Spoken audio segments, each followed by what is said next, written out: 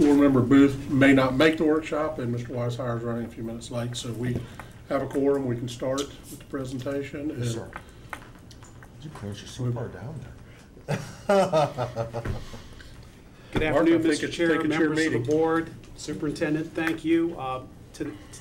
This afternoon's update is for the new high school at Boggy Creek and the Point Siena Classroom Wing Addition. We're going to start with the new high school update, and I'd like to ask Dave Torbert, Patrick Roush with Schenkel Schultz Architects to join us, and Eric Dodson from Gilbane Construction. Thank you. There's two people missing. You have to be careful. You might be on the board in a minute. I'll tell you how to vote.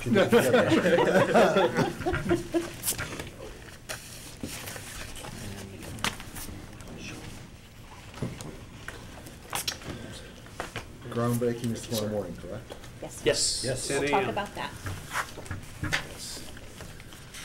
So we have a lot of information to cover, but I think we can do it fairly succinctly because a lot of it is somewhat repetitive with respect to some of the information you've seen before. We've got an agenda. Mr. Eric's going to share a lot more with you today about bidding and costs and those kinds of things as well. So you can see we, yeah, you go ahead. Try. We've got the goals and project objectives again at the very beginning, just as again a reminder of what we're trying to accomplish here. And the first part of the actual update is on this slide entitled Schedule. The schedule that you see outlined here is exactly the same as the schedule we shared with you last time. Nothing has changed in terms of the dates. Sort of the summary version of that is the early site package is under construction. The building shell package is in GMP negotiations and actually is supposed to come in front of you all on November 1st for approval. And then the last portion, of course, the interior build-out package is we're in the final stages of finishing that design. Still on target to have that done by the 21st of November, and then it'll go through the bidding process. And you all should be seeing that here at the board sometime in the beginning of January. Right now the target is January 16th. So, what are we approving? When did you say, November 1st? November 1st would be the GMP for the second bid package, the shell package. Is that, do we have a workshop to go through that, or is that at the board meeting? That's board meeting. Okay. Currently at the board meeting, unless you'd like something else, sir. Well, I guess my question is, how much explanation is it going to need? Should it be a workshop explanation, or is it fairly straightforward? I don't know what y'all are thinking. I mean, I think it's fairly straightforward. Okay. Yeah. I mean, Okay. It's a, That's fine. but there, I mean, there's always an opportunity for more explanation if you want it. So. Okay. And our staff is working with them, you know, in that negotiation process. Sure. So. Okay. And we can provide a summary prior to the board meeting to provide the high-level detail of Okay. that GMP. Why don't we plan on that? Yes, ma'am. In terms of the permits, which are on the next slide in the package, this is simply a comprehensive listing of all the permits associated with the project, both site permits as well as building permits. The ones that you see with the red checks by them are ones that we already have in hand. The remainder of them are all in various stages of going through their requisite processes of review and or approval. And right now, we don't expect any problems obtaining all of them. Just some of them are in their appropriate stage of process, and some of them take just a little bit of time. So, Why do we have to do a phase 2 gopher and TOTUS permit? Is that for the second building or for this project? that's for the second portion of the land. If you remember, we have the two phases that we're permitting the land, so we've got to break that permit into two parts as well. But no turtles so far, so that's good. Right. Bugs and bunnies. Right. Couple snakes here and there, but we're good. Yeah, it's Florida, man. Good snakes. You look like this? So I don't know if you have any of y'all have any questions specifically about any of the permits, but I mean The only one I had was the Army Corps for the second. I know we've kind of jimmied around a little bit to make this work. Do we anticipate any issues with it other than just a long time? No, just the timing of it is the only obstacle, if you will. But again, I think by the strategy that we've taken of breaking them apart, I think we've given ourselves plenty of latitude to have that fall within. What's the estimated time for approval on that? Joe, do you recall what the? It was 8 months from the time of it was 8 months. 8 months. 8 months from, When we received the South Florida Water Water Management Management District per- permit, yeah. which was August September. 29th, I believe. Yeah. well, after the elections, we might be able to help accelerate. Does anybody know how long it took to get the first one? It took a lot less than 8 months. Yeah. Okay, that was my only question. Because it was a lot more straightforward. And I no can't get impacts. anybody's attention in Washington until after the election. I mean, I've tried, it's Yeah. like, after November 8th, call me, so, Yeah. after November 8th, I'll call Okay. Okay. So with that, I'm gonna turn it over to Eric to talk a little bit about the site package and where they're at with that. Okay. Just kind of a recap of where we've been, where we are currently, and then we're going to go through a look ahead for the next month upcoming and what we're doing on site. So we received the site permit, which was from the district, which we received at beginning of September. At that point, we immediately mobilized. We mobilized on the 12th. We received the permit on the 9th. We mobilized right after that on the 12th. So what we're doing currently, we have, like I said, mobilized. We're installing the silt fence wherever possible. Surveying and staking, that's pretty much been a big part of what we do in the last couple of weeks. Probably if you've driven by there, you notice most of the trees have already come down, and a majority of the site has been cleared, except for the phase 2 area. So we've got a little bit more we've been burning. We've got a little bit more burning to do, but not a whole lot more. I'd say probably 2 weeks, kind of intermittent, and we'll be done with that. Is the phase 2 area the front left section? So as you're looking at it, yes, the front The left. west side, yeah. Well, actually, yeah, it's the whole left section. Whole left side of it, yeah. And then we've now setting up our temporary construction trailer area, and that's where we'll actually have the groundbreaking ceremony tomorrow. So that's been great. Are you working out of that trailer there? What's that? Are you working out of that trailer? Well, we're not out of the trailer yet. No, are you gonna be working? out of that Absolutely. trailer? Yeah. Yep, absolutely. So, but we've graded that area. We've stabilized the area. The access road coming in, it's good access coming in. We did get a tent set up for the groundbreaking tomorrow, so we're in good shape. What you'll see coming up in the next few weeks is the trailer. The trailers will be moved in on Thursday and Friday of this week. They'll be set up next week. So that's where we are there. We'll be installing the perimeter fencing. We haven't done that yet. We need to clear some of the right-of-way in order to get that in, but you should be going that up in the next 2 weeks. And then the ponds, starting their dewatering tomorrow, and they'll start digging the ponds and then building up the building pads. So that's what you'll see over the next month or so. Wanted to give you an update. We did have some vandalism that occurred. It was to the Spring Lake subdivision, which is behind us, and they got into the site. They got on a traco, and you got it up already. So they got on a traco, drove to the back side of the site, and decided to put the arm through the porch of the clubhouse. They did that. They took one of the tractors, drove that out into the middle of the field. Couldn't do much with that because it got stuck. It's wet, and they got stuck with that, so that didn't go anywhere. But we are dealing with the insurance companies right now to get that taken care of, and we're working with Spring Lake Subdivision as well. They're okay, that we're trying. Yeah, absolutely. Yeah, and we're in constant communication with them. Calvin, where were you on the 9th, 10, 3? That looks like a Soto movie. You said it was a Strauss. He's been wanting to drive one of those. Yeah. Is it a BMW? We did file a police report, obviously, and so they've been kind of upping their patrol. And then we've had actually another incident after that, no damage or anything, but they did try to get back into the equipment again.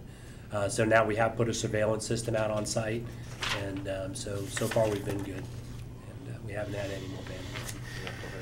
And I think the situation will improve once you get the perimeter fence installed as well. Absolutely, yeah. And we have a pre-construction meeting set up with the county for Thursday of this week, which will enable us to go ahead and get our right-of-way permit so we can get that area cleared. Do you anticipate any problem with that meeting? What's that? Do we anticipate any problem No, with that meeting? no, it's just a standard pre-construction, Jay. It's pretty straightforward. Got it. Joe's right. Slide, just That's to exactly what I thought. give you an update on where we are with the GMP packages. Three GMP packages. The first one was the early site, which is complete now and as David mentioned, we're actually in construction on the early site package. The shell package is what we just recently bid out, and that plan on bringing that to the board on the November 1st meeting. Not to get ahead of myself, but do you have any idea when you think you'd be topping off the building? Topping off, I would say be probably right around the summer of next year. Okay. Yep. So We May should be of topped out. 17. Mhm.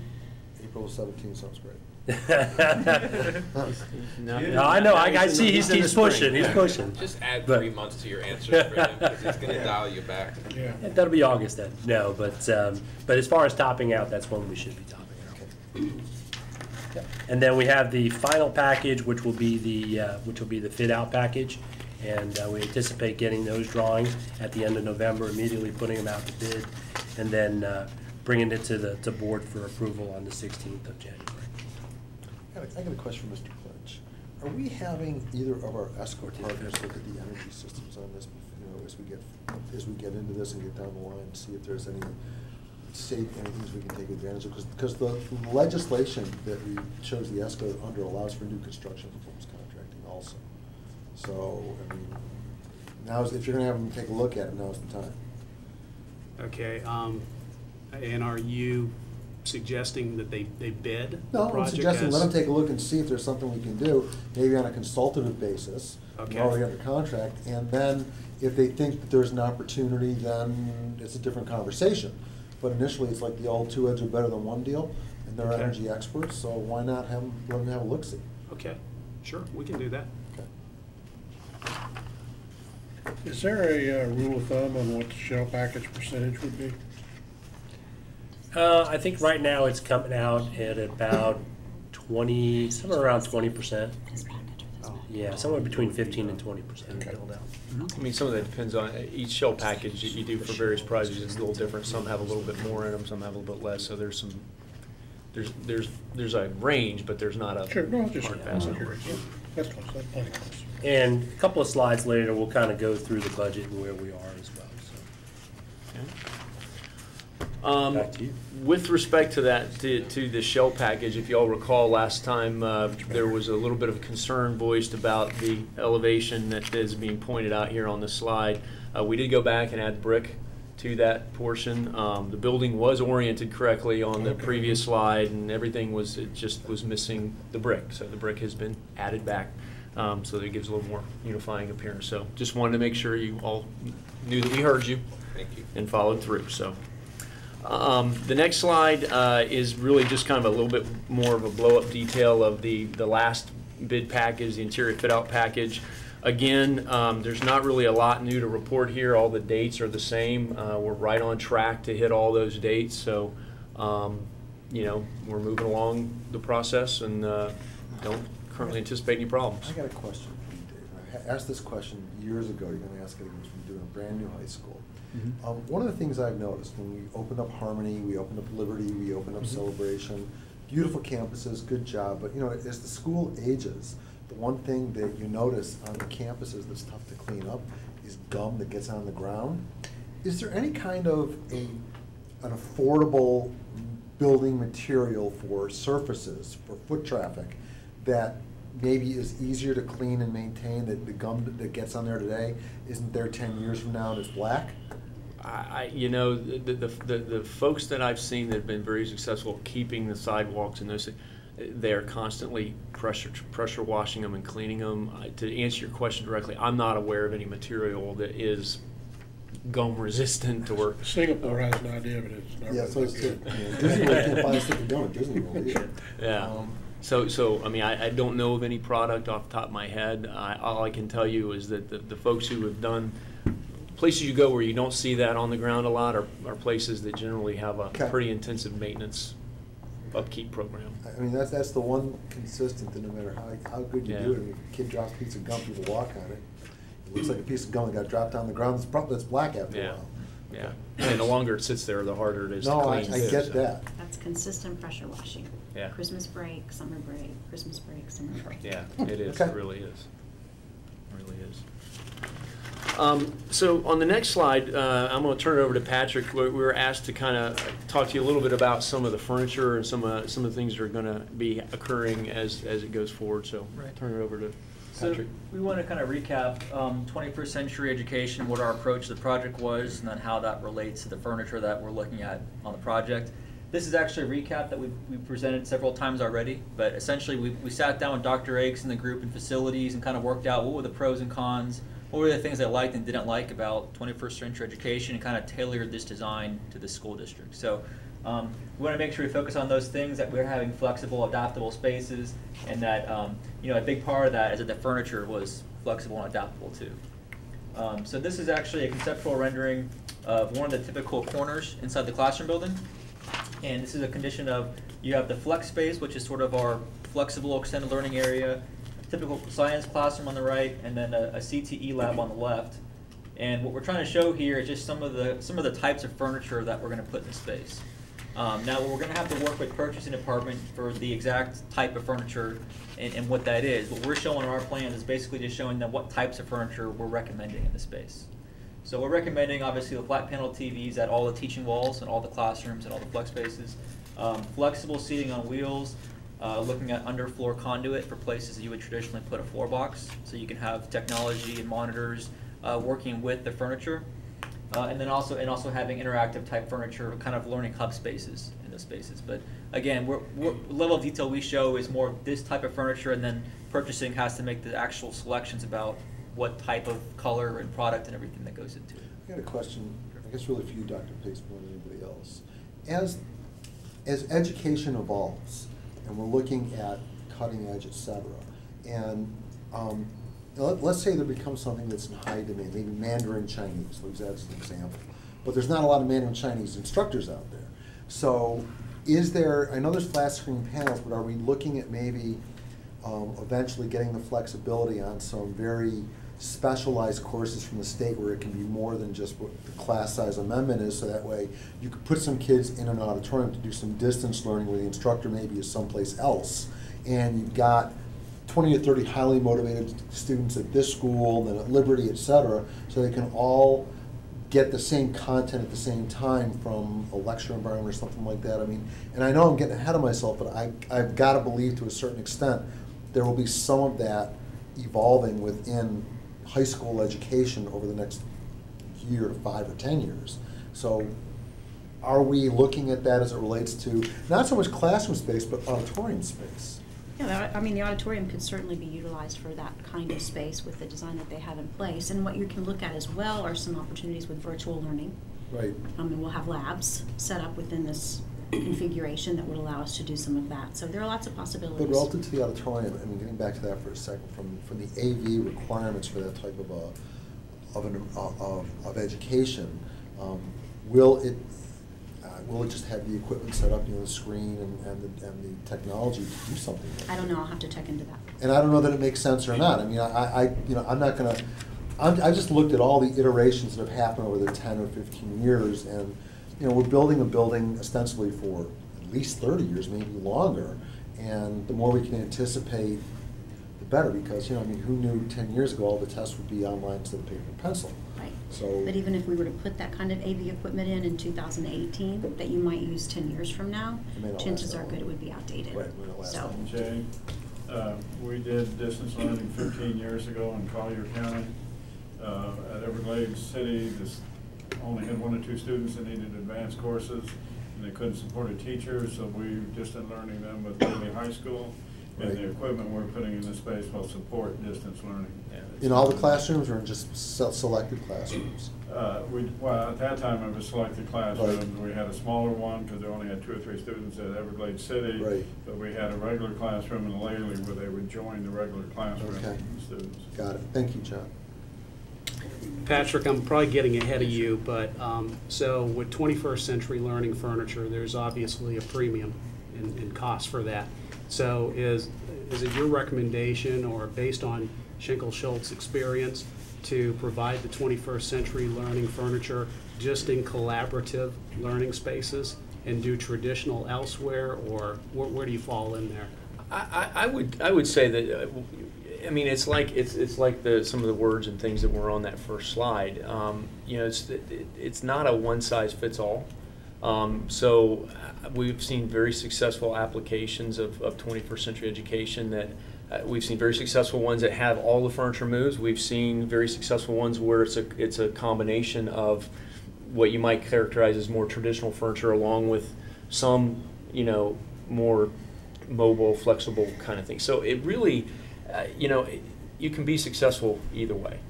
And it really, yeah, and that's, you know, those are the choices that you still have to make as you go through that procurement process. Because so. part of that will come down to the FF&E budget, which is more generous than some, you know, in terms of what other school districts have been putting into buildings of a like size, but at the same time probably doesn't account for this type of 21st century furniture in every space. So those are things that we'll be working with Dr. Rakes and his team and with Stacy and her team as we move through the procurement process. And I was going to say something about this furniture too, in the opposite direction somewhat.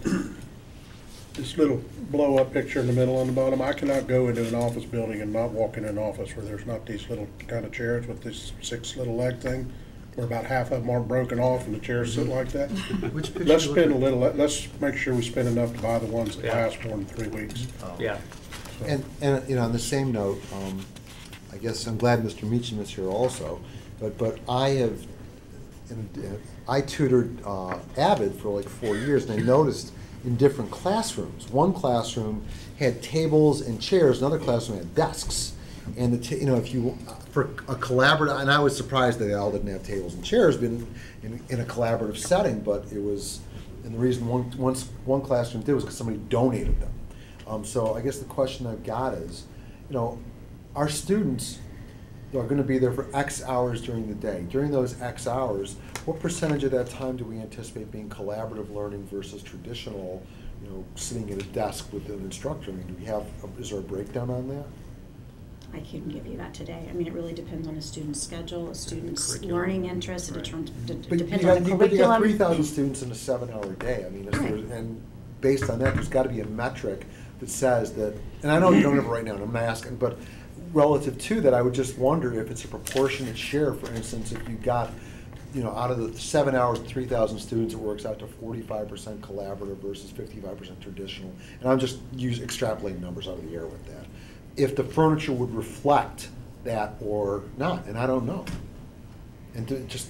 I'm sure you've also been in classrooms during your tutoring when you saw those traditional student desks pulled in a circle Right. and students collaborating around the center. So it is possible to be flexible with whatever kind of Correct, furniture. I agree, Yeah. I totally agree. Well, and so, you know, and the different activities, you know, are going to require different kinds of.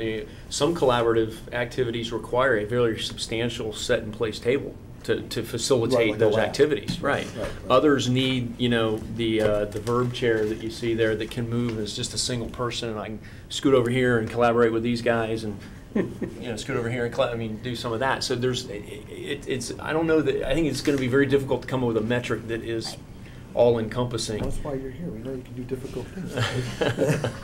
But again, I would go back to one of the things that we talked about all along as well, is that as we start to get ready to open this high school in the summer of 2018, we're going to want to build some time in for some professional learning for the teachers about how to truly utilize those collaborative spaces to the maximum capability for learning. Because that's not something that, even as much as we encourage collaboration and cooperative learning now, is natural to everybody. So I just want to make sure that when we put Well, I these brought that up before position you things got into here. place, Okay. that we're going to provide the support up front to help make sure that they're I implemented understand. well. And if you, and whoever the new principal is, they'll have some ideas on it too. Sure. Absolutely. Right. Yeah, if not, they'll convert this right back to a traditional. No, they won't. If we don't teach them what to do with it, they will. Well, right, yes. I missed that Well, part. and for my concern would be the lead time to get the FF&E purchase so that we can get the school loaded in, you know, sufficient time, Oh, I so agree. for that smooth landing. So we're not doing FF&E at the last minute. So with the lead time for the 21st century learning, I think it behooves us to move forward with that process sooner than later, so that we can get things scheduled yeah. in. And in fact, our staff, we've started to schedule our meetings with CTE and procurement to get that process Sure. moving forward. Take all the time you need, just get it done by June 2018. To your point, one of the purchasing has located a chair, a student desk, that is movable, and the desk arrangement is so that it can be fixed in different configurations, Okay. form tables, and they're $79 a chair instead of $300 a chair. So purchasing is actively hunting for interactive furniture that's closer to the price that we've been paying for conventional furniture. And I guess the only backup I'd have to that is, or question I'd have as a follow-up is, do we know what the history of the durability on that $79 chair is?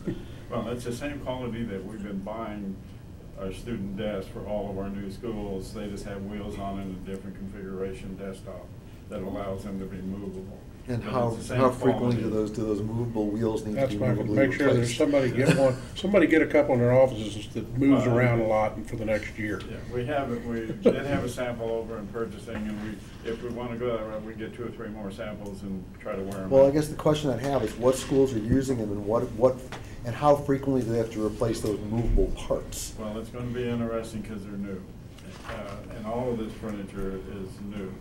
There aren't too many schools that are using it. So I guess but yes, we'll be checking into the durability. So if Can we it's buy a new- classroom set and stick If it it's in? new, there Should has we to be a consider generation classroom? prior to it that this manufacturer was making somewhere. So let's talk to who was using, Well, this this particular chair is an evolution of an existing student chair that's been out there for years. Sure. on And that's wheels? an example. Just try. An existing I'm chair just that's on worried wheels, about it John? being falling. Okay, let's find out the durability on that and the parts replacement, all that. That's one of the items we'll definitely check in. You know, Mr. Clinch has just made a note that potentially buying a classroom set and putting them into place somewhere might be a great way for us over these next few months Mock-up. to Yeah. try it out. Yep. Yeah, that'd be a. And I'm sure that's Mr. an Mason excellent would be idea. happy for us to do that, to let his school be the guinea.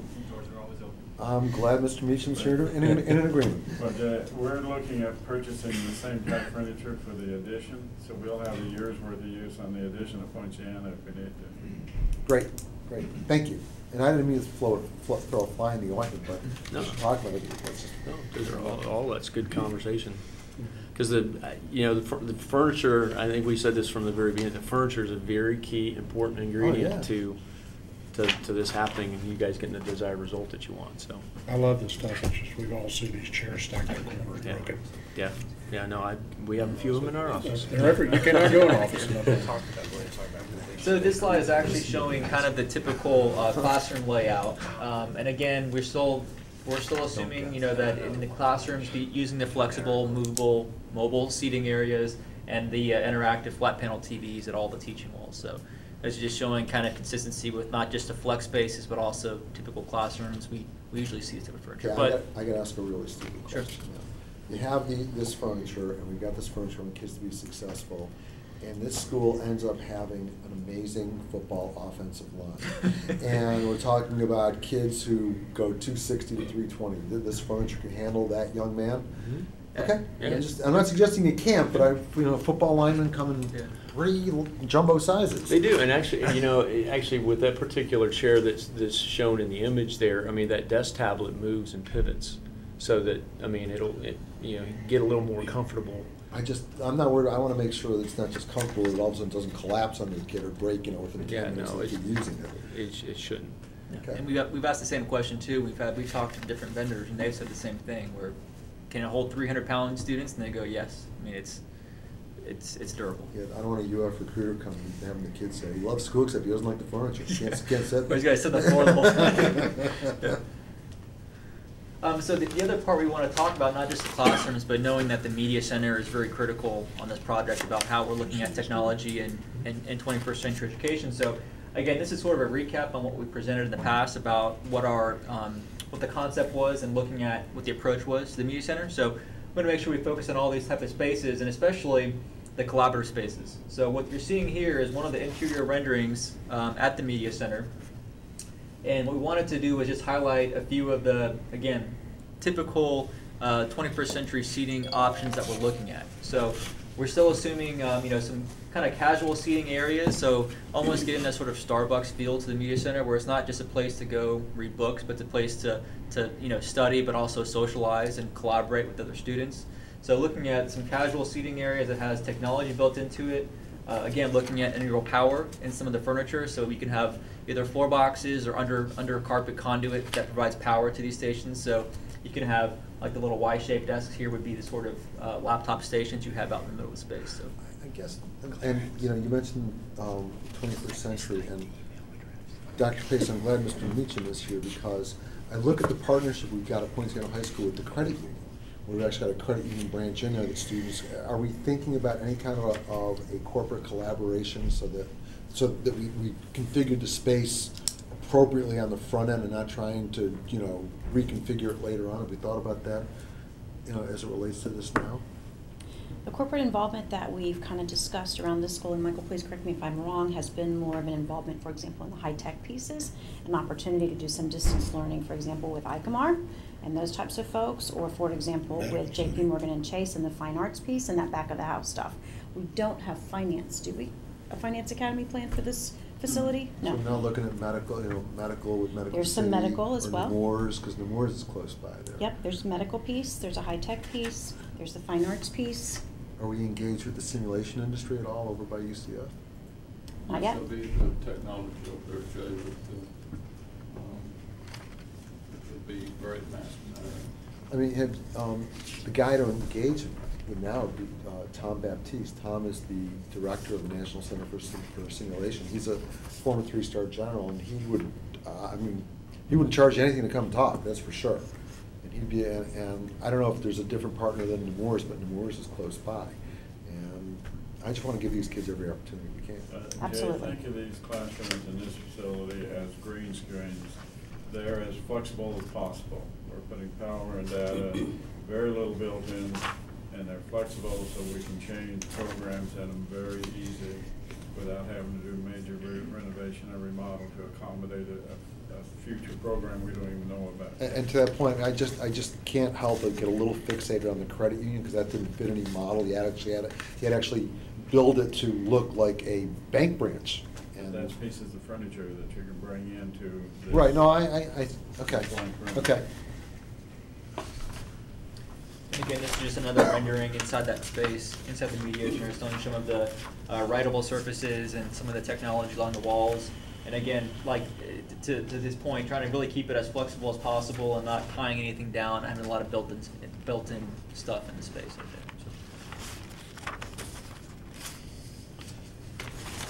So. Now, looking at the casual seating areas, just wondering for a supervision perspective, line of sight, where those casual seating areas could be out of sight. It'll be all configured so the media specialists, the people working there, can keep an eye on things. Okay, sorry. And we also looked at, focusing on where it makes sense to have a lot of transparency. So we have all of the ton of teacher spaces. The director's office has a full glass window that's 9 foot tall. You can look out to the space in the middle.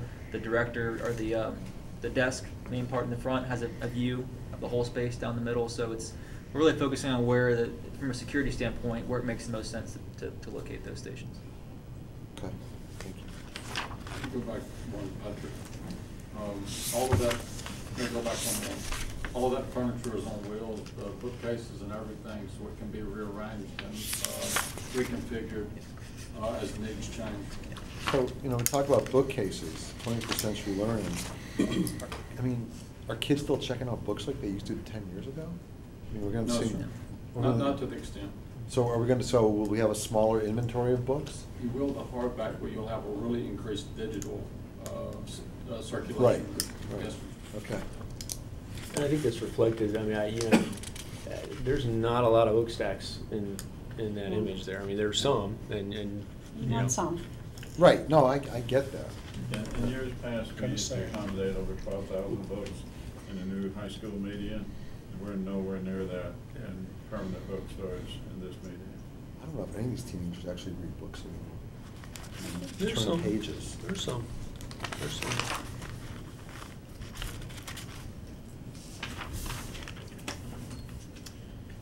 Back over to Eric. Yeah, so going to the budget, just want to let you know where we are.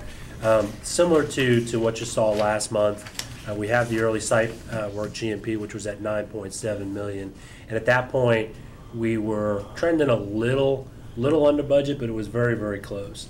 So after bidding out the shell package GMP and submitting that, again, we're just a hair under budget, but we're tracking currently tracking to finish this bidding process on budget, is about where we are right now. What's your contingency out of this? What's that? What's the contingency? Contingency, not much. This last one, we cut back to contingency, and I want to say, Jeff, if you can help me with that, 2%? Yeah. It's about 1.5 million. Yep, so we've scaled that back a little bit. How much is general So far, it's looking conditions? pretty good. How much is general conditions? Too much. Well, general conditions, we've only done the general conditions for the first 6 months. So that last package will contain Is that the balance of Is that the. $1,500 a month or $2,000 a month? It's what it takes to run the job. But we're being very conservative with the general conditions, and we've met with the staff numerous occasions and knowing what to go in there and what doesn't go in there. So. Okay. Keep the, don't turn the AC on any more than you have to. On that trailer, yeah, absolutely. Open the windows. So along with the shell package GMP, when we submitted that, we also submitted a DD estimate along with that, and kind of factored in what we've already spent on the site, what we're anticipating on the shell based on the estimate, and then where we figure the final package is going to come in, and that's right on budget at this point. So. And you're still figuring in the escalation that you We are. previously. We are. Can you talk about your risk factors and Absolutely. how much risk you assign to this? So the remaining budget risks, and that's kind of what we've got listed down here, is the rising cost of construction. It still is rising. However, it's not like it was at the beginning of the year. It seems to have kind of slowed down a little bit, which is great. Trade contract participation, we actually got really good participation on the shell package, and I think we'll get good participation in the final fit out package as well. So we'll do some more outreach, making sure that we reach as many people as we possibly can, especially the local subcontractors, getting as much participation as we can. Getting some local participation? Yeah. Oh yeah. Absolutely. Yeah. No doubt about it. And, we love local, but we like people who can do it to a standard of quality that we need and a price that we can afford also. Which is not to suggest that we don't love our locals, but we got a budget to work within and we got to produce a quality project. No doubt, Jay. And we have a very stringent pre-qualification process, and so we're vetting that out as we go through the process. And then really it's the final mechanical, electrical, and plumbing drawings. As those continue to develop, we just got to make sure that we keep them in check and stay within the That's where stay the within the estimation budget. will look. The mechanical, electrical, plumbing, and any lighting that we're looking at, it's part of that too. Okay. And they may say, you're spot on, doing a great job. They may say, tweak this, tweak that. I don't know. Okay. And so when we bid out the site work package and that shell package, we were slightly under what we anticipated and what we had estimated. And we've basically thrown those dollars kind of back into that interior fit out budget just to cover some of those MEP items. And that's where we raised it up a little bit in the estimate to make sure we were covered on there. So we feel good about it. Are we looking at thermal storage at all? Anything like that? What's that? Are we looking at thermal storage at all? Mm. Okay. I mean, is this KUA? Yes. Yes. Okay. Brown Power Company. I know, I get it. Another thing that was brought up, and I don't know where the request came from, was for us to kind of look at some other projects in the area as far as different industries and what those projects were going for per square foot. So we've listed them there, kind of apples and oranges, really. With obviously the hospitals being up at the top, but really the K through 12 and higher ed really being pretty much right below that. This West Orange Relief High School, how many student stations they building that for? 2,876. But the Somewhere exact number. Approximately. He's done a big exercise on that just recently. Okay. In Millennium Middle School, they're gonna turn it into a high school. Yeah. How many student stations is that right now? I know that ultimately they're planning on, I'm trying to remember what the middle school student station. How many? 1,800? 1,800? Yeah, 1,800. 1,800. And Yeah. it's gonna be, and will it be, when they turn it into a high school, will it increase? I'm sorry? Yeah, there's a classroom building that's not being built on it in its current stage, and there are some of the other components that will be added once it becomes a high school. So I mean, we put it on here, we've got a lot of elementary school examples, but I don't, kind of to Eric's point, that's not really that's an apples to oranges comparison. So these are really the most recent two projects here in the Central Florida area that are of the same order of magnitude in terms of scope. Can y'all share that analysis, I don't know which one of y'all would have it, the analysis you did for me that kind of had the big breakout for Orange, West Orange and the school? Mm-hmm. Share that with, email that to the other board members, I found it interesting. Yeah, I'd be happy It to. really Was that the one that was done for the last, Yeah. the last Yeah. workshop? Yeah. But also compared to Liberty High School. Yeah, and it had Yeah. Liberty too, and I've Yeah. actually used that several times since then. I've been talking to people. And Dr. Pace, I really may not have an answer to this, but I'll ask it anyways. Do we have any idea when we expect to start the middle school portion of the project? No, this would not be in line because Harmony Middle School would come online before this. Okay. Thank you. Any questions on the budget? The last item was just the groundbreaking, which is tomorrow at 10 a.m. And everything's in motion. So we had a tent delivered there today, and then chairs will be there first thing in the morning, and we're looking good to go. And there's gonna be signs posted so people know where to go. So there'll be balloons up, and yes, there will be There's a big some tractor signage in the middle of the field, Jay, you park right behind it. You know, There's one over by the clubhouse, too. No, we will have people at the entrance directing traffic in, and then also the ROTC will be there to will be assist. helping to park.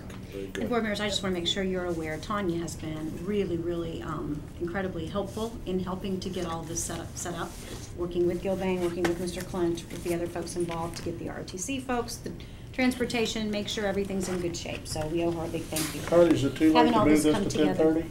10:30? Stop. Which ROTC? St. Cloud High School.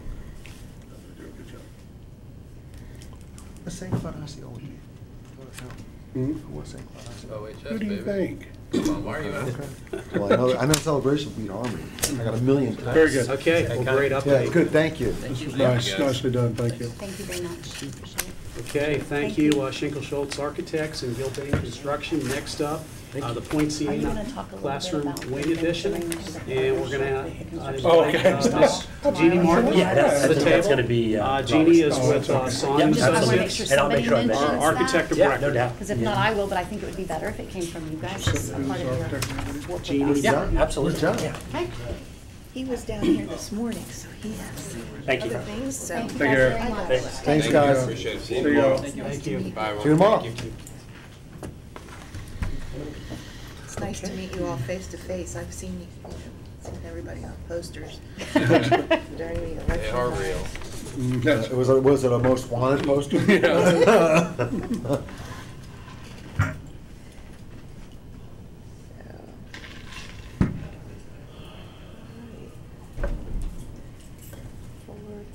John? So, my name is Jeannie Martin, I'm with Song and Associates, and this is an update for Point Siena High School. I'm gonna read off of my screen. The plans will be complete the end of November, next month, and also we're expecting to have the South Florida Water Management District permit same time. Submittals for construction manager were received and processed and shortlist and everything else. So the CM on board is Wharton Smith.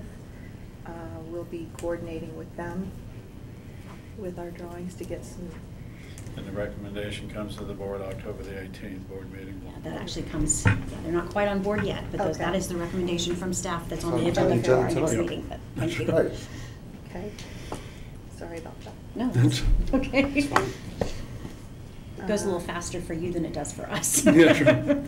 Yeah, I kind of know that. Okay, so the GMP will be approved by you guys in December. So does that include FF&E? Pardon? Does that include furniture, fixtures, and equipment? I think so. It won't be in the JMP, it's on our side of the JMP. It's in the total budget, but it Okay. won't be in the JMP. Okay, okay. But I can expand upon the furniture that you guys saw from Schenkel Schultz, and I have a furniture background, and that's the Node chair, Node from Steelcase, and it's rated to support a minimum of 300 pounds. Okay. So, just to give you a little. An offensive lineman. Huh? An offensive lineman. The current budget for construction is $5.8 million. Construction will start in January 2017, with ending in June of 2017, moving in July. Bid alternates. There is some additional work for the culinary arts expansion. These numbers are approximate, and Yeah, these are budgetary estimate numbers, and we're looking at these as bid alternates for existing CTE spaces at the culinary, construction, and health science labs. Is this additional equipment, space, or all the above? This is modifications to existing space to add additional student stations and make other various improvements. For example, the construction lab, the major concern was that they did not have an adjacent classroom. They have to walk several corridors down. So we will be putting a classroom Is this right. Mr. Inwood? Yes, Well, once you do this, adjacent to the we'll lab. have something else, but that's okay. So we'll be, doing that to provide the classroom and doing some other things to expand the lab space as well. With the culinary, they are moving more into from a culinary to a hospitality management type approach. Okay. So they're adding a restaurant training piece. So we're going to provide a training restaurant in addition to installing a new freezer cooler. And at the health sciences lab, it's a one big lab. We're going to split it in half, basically a reconfiguration, so that we can use the space more effectively. I guess the only question I would have, and I'm going to turn to you, Dr. Pace, seeing as how we're going to have a restaurant in there, so to speak, and Gaylord has been as good a partner as there is, and they've opened up a few new restaurants in the past few years. Have we asked them to take a look and just get, their 2 cents for it now? Not yet. Okay. I mean, and Philip, the chef over at Moore, he's like Mr. Enthusiasm. He's Yes. the guy who I wanted to take a look at it. And we're looking at modeling this kitchen restaurant configuration after the high school, where we've developed that culinary arts program. It'll be modeled after that one. Does the budget for this project incorporate retrofitting the other spaces, like where Inwood's moving from and those type of things? Did you already Actually, allude he's to that staying and I where missed he it? or- is. The existing garage that's used to store old lawnmowers will be turned into a classroom that's adjacent to his space. So he's actually, we're providing him a full service area, so they don't have 2 locations for his program to go back and forth to. And in fairness, I made a comment about Mr. Inwood is amazing with kids. Yes. I mean, he is. He really is. I Great mean, program. But he's a guy that no matter what you give him, he wants more, and that's okay. That's because he'll use whatever you give him to make kids successful. So. Let me ask the same question a different way. When we're completed with this wing, will we have additional work to do on retrofitting any existing space that we're now shifting and moving, programming and that around, or will this budget take care of everything that we're going to need at PHS for the foreseeable? With the bid alternates, it would until the next wing comes along. But that's what we're talking about trying to do, is to wrap those things together. The wing addition with that existing budget, and then some additional dollars allocated to do those CTE renovation spaces. Correct me if I'm wrong. But Yes, that's yeah. correct. And Sarah's working with Mark, and we feel like that's doable. We've got the principal here. Do you feel like this gets you where you need to be, or are there a couple other things that you feel are being? They'd be phenomenal upgrades for Point City High School. Okay. Here. Okay. Good. I love Michael, but he's not going to say no. Deborah's sitting right No. here. Yeah, because I turned around and gave him Yeah, evil exactly. stare. No. He's gonna say, "Yes, He Bob." started answering before she turned around. Yes, I boss, was it watching looks to see great. if there was a change in answer. Well, in fact, we met this morning with the team Dr. Akes, and Principal Meacham to ensure that we understand the expectations for this project and that it's incorporated accordingly. And this can be built while school's in session? We hope to well, for the these two-story pieces? building, yes. In January, we'll break ground on that. But for the 3 existing CTE labs, Yeah, that's what I'm talking about. we're hoping that we can work with school staff to work around ongoing school operations, start that work before the busy summer period to, in areas where it's possible to do that. We believe that in the culinary lab, we could start the restaurant classroom, the freezer, but the construction lab probably has to wait until the summer. It's a very busy and congested area. I bet when you took this job, you didn't realize how busy you'd be. Loving it, loving it. Okay, in terms of the design of the classroom addition, we had a workshop on the 9th. That was sort of the kickoff. The addition will hold about 475 students. We'll have 4 science labs on the 2nd floor that have a shared material storage and dual fume hoods for demonstration. The 2 CTE labs on the 1st floor will have roll-up doors and a covered patio. And as of the last workshop that we had, I believe they're also going to have a hardened driveway up to that patio for delivery of wood or whatever that they do in the CTE labs themselves. Does Mr. Inwood do anything with metals, or is it just pretty much wood? It appears just wood. Okay. And then the remaining 12 classrooms are just generic classrooms. Quick question too, on the 475 student station count, that incorporates both the classrooms and the CTE labs? We're counting all of that in the count? Well, it's in the new building, it's 475. The science classroom in the existing building that is currently over 1,800 square feet, we're dividing in 2. It only carries 25 student stations. We're putting a divider wall. We'll pick up the additional 25 student stations in the existing building. So we will have 500 new student stations when the addition and that 1 room modification is complete. Thank you.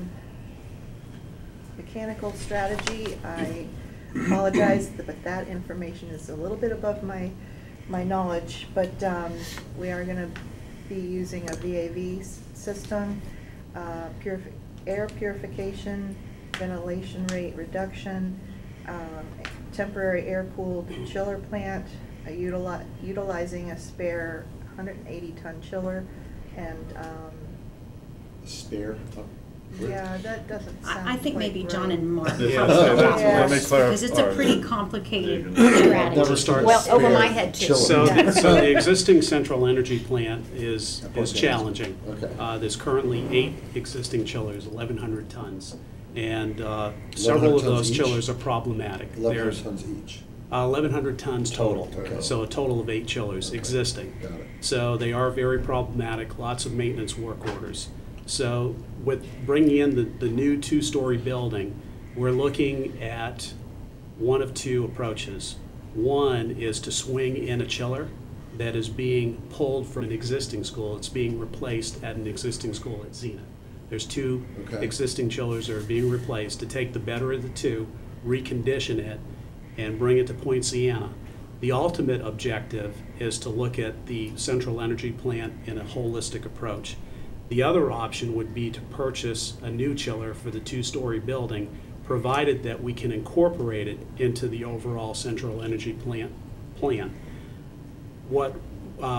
Also what we're doing consecutively is we've commissioned a design study to look at the central energy plant at Point Siena for full ice thermal energy storage. Who's doing the study? OCI, the same mechanical engineer that we have I know OCI. contracted for the 2-story building.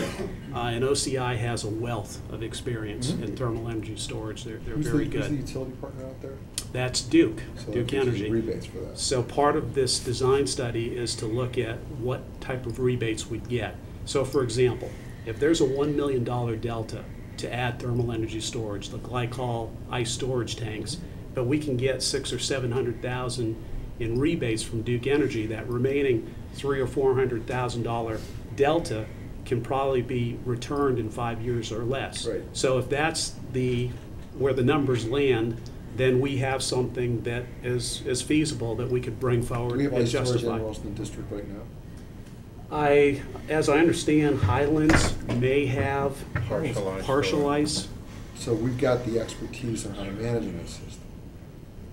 Yes and no. Yes. Partial ice requires a heavy level of controls, and the school district I'm coming from installed several Right. partial ice thermal energy storage plants. The challenge was the complexities with the heavy level of controls. With full ice storage, that control piece becomes much more simplified, so that we believe that we would be able to maintain these systems in-house, that we wouldn't have to outsource their maintenance. The other consideration is, again, the cost and getting the numbers to work. So if we get to the end of this design study and we find that thermal energy storage isn't feasible, then we can look at going forward with traditional chillers. Now, we'd have to add an additional 200 tons, 100 for the current two-story building and another 100 tons for the future two-story building. That would all be programmed into the central energy plant. Another nice benefit with full ice thermal energy storage, the chillers are sized the same as they would be with an otherwise traditional chiller, chiller energy plant, central energy plant. Right. So that provides really a belt and suspenders approach. So if for whatever reason that you can't produce ice at night, you still have Right, you got your capability the backup. in place. Right, I Right. understand. So you still have The only HVAC. piece I don't get in it is, if we're gonna refurbish a chiller from Zenith and move it over, why not just refurbish it and leave it at Zenith? Because we were looking at just trying to get a year to two additional service life out of it until the new chiller plant went in. We weren't planning on completely rebuilding it, which would be a lot more money. Even just right now, the partial refurbishing is around $40,000 to $45,000. But if you take it out, don't you still have to replace it at Zenith, or you don't have enough capacity without it? We're replacing two new ones at where it's coming out of. These would just be scrapped if we didn't try to refurbish the You're trying to best squeeze a one. couple of years out of it. Okay, Right. Exactly. okay. Or And less. do it at a place where we'd have to upgrade the whole No, I CEP down the understand. line anyway. I Yeah, understand. is this, if the sales tax were to pass in 3 weeks or so, whatever that is, 21 days. 21 days, is that, is this something we should look at? Point While Sienna, while we have our hands in the middle of this whole thing, fixing this chiller? Point Sienna is on the priority list. I believe it's 2020 or 19. So, but it would be sometime down the road before we get to that. And even with the sales tax program, we would be looking at a renovation scenario. So to dump some capital in to this project now is a pretty safe bet, as opposed to if we're looking at a replacement and dumping, $200,000 or $300,000 or whatever it is in capital, and it working against us with a Castaldi. That wouldn't be the case with this project. Okay. So it's a safe bet to move forward with a capital improvement project for this project. So you asked pretty much what my question was, but make sure I understand what you're saying. Best case scenario is to upgrade the CEP down the line at PHS. We're looking 4 to 6 years from now anyway. I believe it would be, I'm hopeful that it will be much less than that within a couple of years. Of course, it depends on the availability of funding and how we execute that project, whether it's through a thermal energy storage where we would probably do that project in-house, or if we went the traditional chiller route, then maybe we'd be looking at doing the project with an SCAP. So another question in the same vein would be, if the referendum doesn't pass, we're band-aiding PHS's chillers and everything for the foreseeable future. With it, we shorten our time frame to be able to really upgrade that and create the efficiencies we're looking for with the capacity we need. I believe that whether we get the sales tax or not, we need to do something at Point Sienna and other locations that are have priority one chiller needs. So if the sales tax doesn't pass, then we would be looking at the ESCO approach much more heavily. Thank you. You did a great job on that portion, by the way. Oh, I hit the wrong button. All right, so we've got the existing school site, and to kind of give you an idea, the southwest and the northwest are facing away from the existing building. This is the site where we're going to be constructing the addition on the left-hand side, and then in the future, another one on the right-hand side. And this is facing the connection at the existing building. And on the left, you can see where there's a satellite dish, there's a shed, and then a chiller plant just beyond it. And then on the right-hand side, we've got existing building where the culinary is on the west side of it. Now I've got a question. We're expanding the chiller plant to accommodate the additional student stations, the additional space. Actually, is there any need to expand the cafeteria for additional 500 students? We do have a project upcoming for a serving line remodel, so that should add some capacity to the... Well, I guess the question I've got is we expect these 500 new students in August, correct? August of this year. So when is the service line going to be part of this project? No, it's a separate project. Jay, I can just tell you that we served 2,800 students in that same cafeteria a few years ago. Okay. So it is manageable. It's not easy. You might have to have more than one lunch, those types of things, but you can do it in that cafeteria size. Okay. What's current enrollment? 1800. Sorry. 18. So this will put you at 23, 22 and change. It was up to 2,800 at one time, every year after I left. I remember. Yeah. It was good if we didn't open Will Liberty. those 500 kids come in the first year, or are we going to grow into that? I believe we'll be going into this. Yeah, for the most part, they're there. We'd be looking at pulling portables once we get the So we're not two-story rezoning built. any kids from schools X and Y to fill these students. We do not anticipate rezoning for 17-18. We'll be looking at a major redistricting for the 18-19 Right, school so year, that is- starting to work on it in 17-18. Good. Right. I said the same thing, the year my contract comes up. Let's make everybody mad. But with the opening of the new high school, we felt like that would be the time No, to I really agree. look I agree. at Absolutely. high schools across the district. It's more than this guy, Okay. Got it. So here we've got the site plan. This doesn't work on the TV. Doesn't work on the TV. At the south side, we've got the placement of the new building. On the north side, there's the future building. The top right is where the existing chiller is, and The top left is where we'd be looking at putting the ice plant in the future. we've got grease traps and lift station at the south side, just between the existing building and the new building. Pardon my interruption, because this is a little bit of a digression. I had made a request not too long ago regarding parking at Point Siena High School, and essentially you have all grass parking for student parking, probably just almost period, don't you? Are we doing anything about that? Is any of that in our plans for these improvements we're making at PHS? Big picture is to incorporate some paved parking space on that campus? Some of the complaint that I had as well was from a constituent in the area with potholes and their kids' cars driving through there and not banging their cars up, but rougher on their cars than they desire them to be. We don't have anything included in the current project. I know this right here, but. Right. Now, for the future two-story building, we're looking at realigning the bus loop, but there is nothing currently on the radar screen for additional parking, for paved parking. So I'll say this, I know that we all around the table have to think about the capital dollars and how do we squeeze as many student stations out of them as possible. I 100% get that. And so when we have to decide, do we create another desk for a student to work at, or do we pave parking? Those are some serious considerations, as well as renovation existing space and all of that.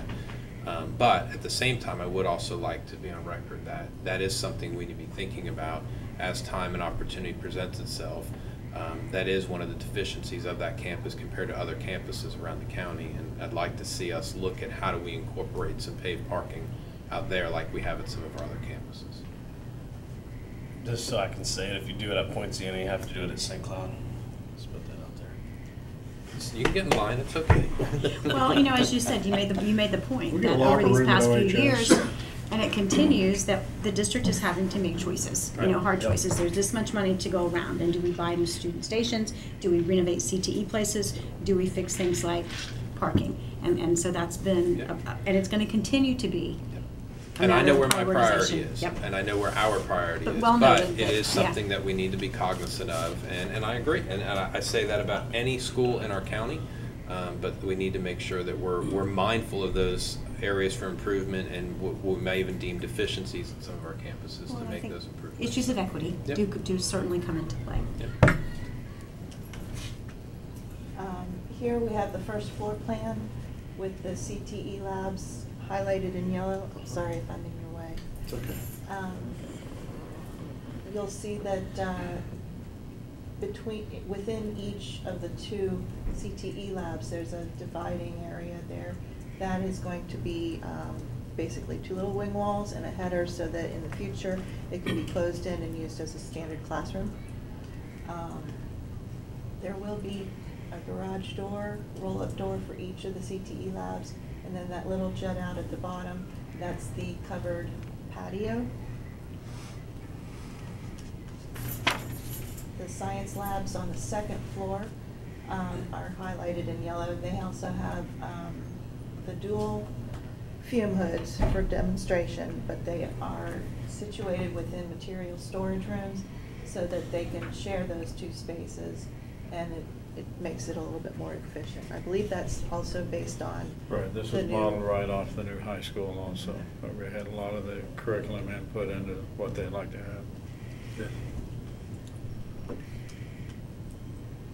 Actually, I want to go back real quick. On the right-hand side, we have the stairwell and the elevator, and that's the end that will connect into the existing building. And it will be a two-level connector. So on the right-hand side of the top elevation, you can see that there's a walkway above that's covered. Colored elevations to give you an idea of what we're thinking in terms of making it blend in with the campus. I could just say, going back to the elevator, that it would be nice to have a second elevator as a former principal on that campus in a different location, because the only other elevator is in the way back of the media center. On the other side of campus, right? Yep. Yeah. And we discussed that at length with Principal Meacham today. So in addition to the elevator, we're providing the elevated walkway. However, on the future two-story building, it will not require the elevator. Correct. And we had talked about doing a bid alternate with a sloped roof, and from my understanding, that is, We may take that off the table just because of impractical. We have to have 4 big fume hoods on the top, and accessibility to get to them for maintenance will be a lot easier with a flat roof than a sloped roof. So we'll probably take this off the table and just do the flat roof. And I think if we concentrate on the CTE spaces, that's a priority. 3 questions on that. Flat or pitched, which is more expensive? The pitch is more, that's about a $200,000 ad to put the metal roof on. Okay. Part of the intent was to try to match the current architecture, but that would be a deviation from that to realize the A cost little savings bit. as well The as new auditorium is a flat roof with a parapet, and it's very similar to this. So you have the new auditorium out front, and this is out on the back part of the building, and the character of the walls are very similar to the existing building. And as far as maintenance is concerned, pitched or flat, which one comes with greater maintenance costs? The pitch, and usually it's not done. If you go out there right now, the roofs are dirty, and to pressure wash them and keep them clean is very expensive. $18,000 a year basically to go out there and clean the metal roofs to try to keep them clean. Okay, so we don't lose much by way of architecture and appeal we save money on the construction cost, and we have potential savings on maintenance costs long-term. Yes. And just from a design standard, it works better for what we need. Yes. And we qualify for an energy rebate for the flat roof, for the cool roof. Oh, really? Yes. And it'll be a white roof, so it'll be reflective. How much maintenance does it require? Very little. Good. It's self-cleaning. When it rains, it cleans itself. It's single ply. It repairs like a tire tube. For us that remember tube tires. Right. And you put a patch on it, that's how you Are we doing fix this the roof. same thing at the new high school? Yes. Yes, It's the it's a same cool roof roof. on the new high school. Okay, great. And then we have a few elevation renderings to give you an idea of what the shape and form of the connector would be. And we're tying into the existing second floor walkway there. So that's why you won't need the elevator on Well, the. well, we do next want the edition. elevator Correct. because they need a second one at the school, but the next building would not have an elevator. Correct. Let me, a couple other questions here.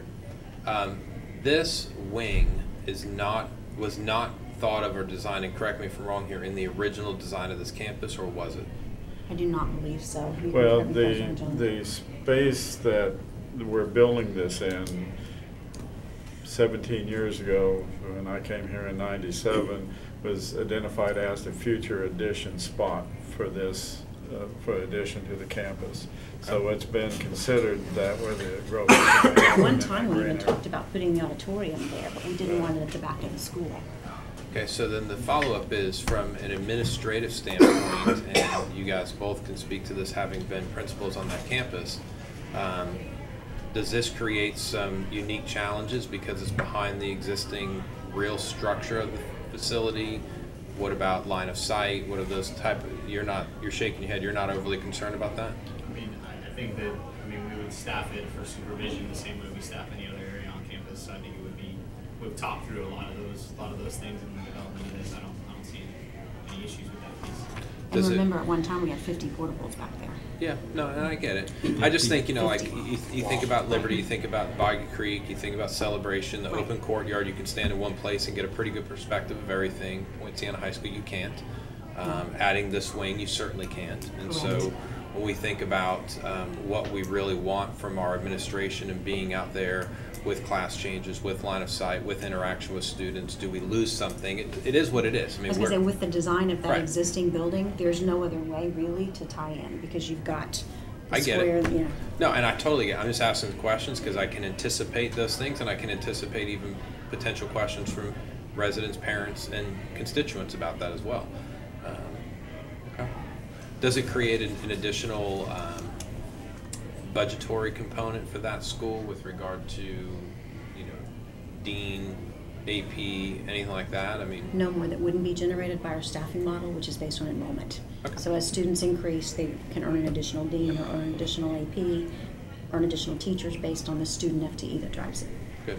Thank you. And this is the last slide that we have, just to add some lipstick and eyeliner to it. Looks like it's So gonna to tie that, nicely. is there a landscape package tied into this as well? Is there going to be beautification, or is it just the raw construction? No, there'll be landscaping, but once again, it'll be either this tall Sure. or long life trees that don't grow real tall. Right. Okay. Good. Thank you. You're welcome. Thank What, you. any questions? Other than all the Tim's? You got any more? No, I'm good. Hearing none, thank you. We will adjourn the workshop.